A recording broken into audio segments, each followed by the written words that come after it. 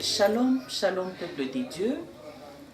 Bisika nyonso bozwami na mikilia ya bapaya na Afrique, awa na RDC, partout où vous avez l'occasion à poursuivre message oyo à partir de YouTube. Et là déjà toujours signalé que désormais beaucoup banda kolanda mateya ba activité nyonso ya Église Bet Shalom na chaîne oya sika to saleli bino elongo na moto na nzambe eza chaîne ya YouTube okomakaka obeti Bet Shalom TV okomona ba prédication ya apôtre Béni Moke ba activité nyonso oyo eza kosalema na kati na église Bet Shalom.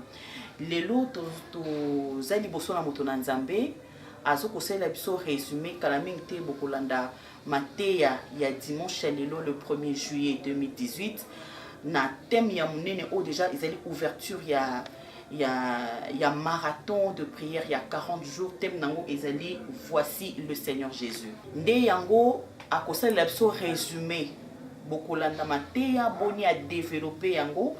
Et là, Azosé Labso résumé sur le thème voici le Seigneur Jésus. Sans plus tarder, bonjour pasteur. Bonjour. Tozana na esengo koyamba bino lisusu na la tona biso tona bureau na bino kubeti la biso lisolo ya voici Jésus. Toyoki boni motei biso bo démontrer biso sur les noms de Jésus.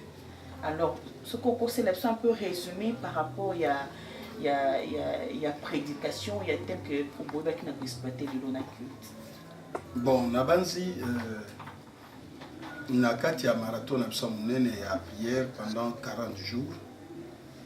Jour pour jour, tozaka ko développer thème oyo munene tozana yango kombo voici le Seigneur Jésus. Pourquoi tu le dis voici le Seigneur Jésus? Tu vois, voici Jésus-Christ, tu dis que voici le Seigneur Jésus-Christ.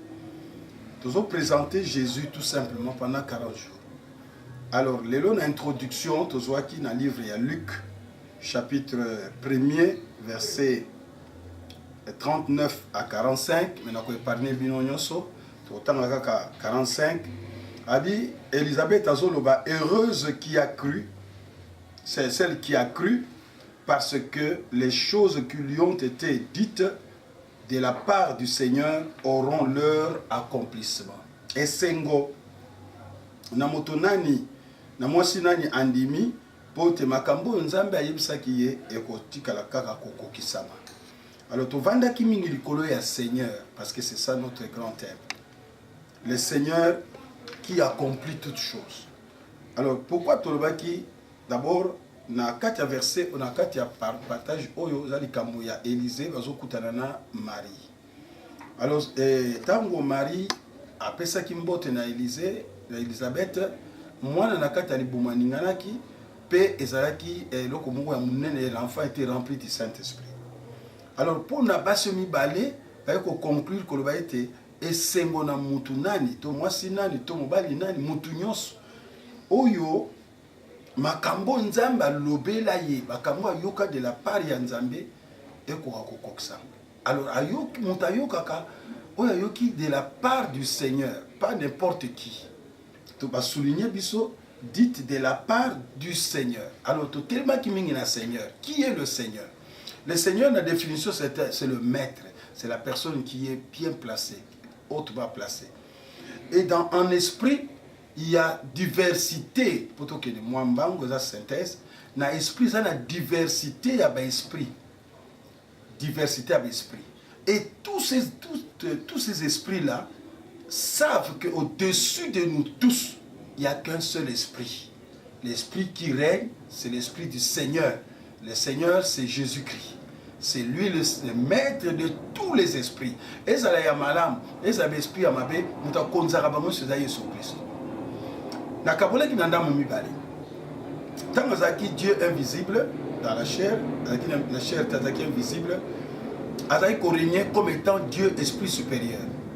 Mais tant on peut aller Tinzoto, il fallait akokisanion soana na katinaye pour épaisser sa valeur na combo. Parce que je vous donne le nom en ce nom-là. Et là, voici les miracles qui accompagneront ceux qui auront cru en mon nom.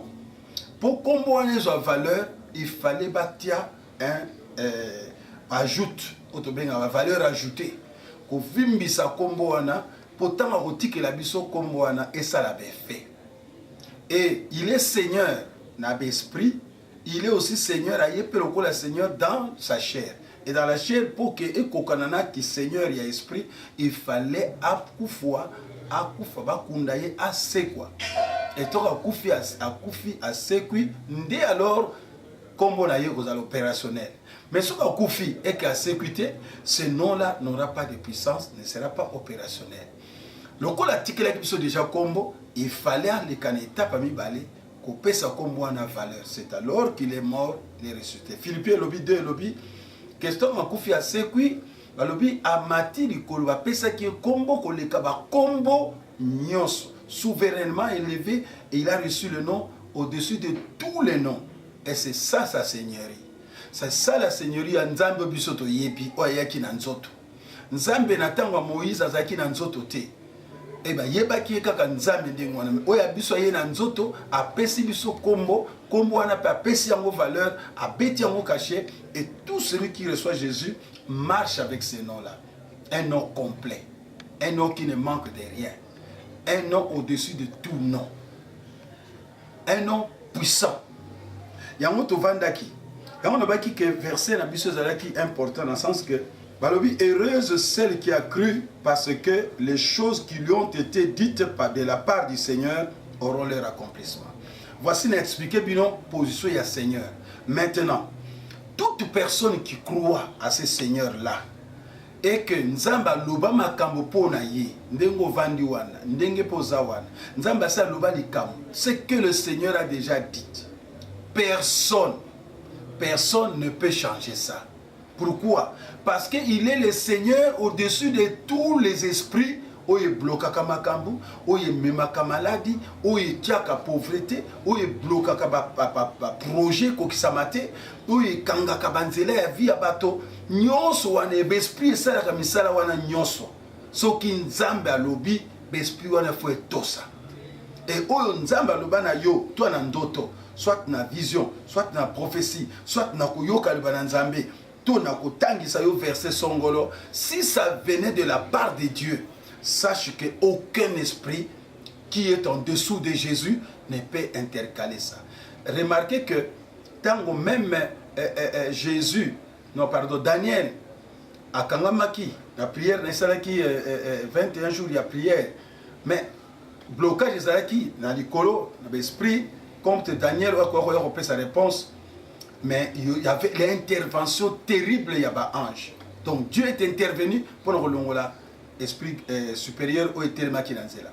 Tous les esprits méchants, ou ils ont empêché l'okonzamba lobelio, par contre, ils ont l'esprit humain, ils ont la batouama humain qui là, parce que ceux qui n'ont pas esprit à longa kibango, n'ont topé à longa kibango.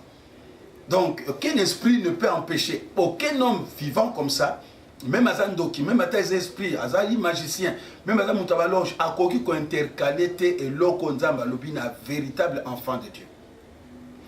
T'en as fait comprendre yo. Daniel avait un esprit supérieur, dans Daniel 6. Un esprit supérieur. Or, Dieu, c'est Dieu des esprits, de l'esprit supérieur.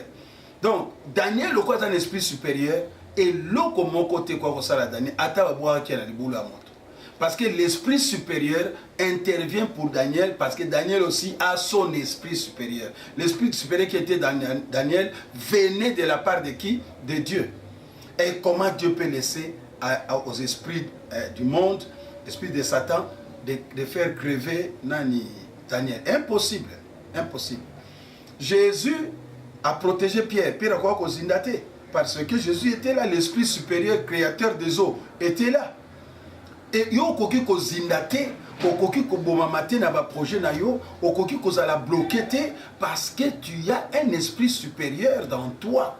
Et l'esprit supérieur qui est en toi, muto apesa ki yango aveya kanango parce que lui-même est celui qui est supérieur. C'est lui le Seigneur. Qu'est-ce qu'on peut dire en conclusion?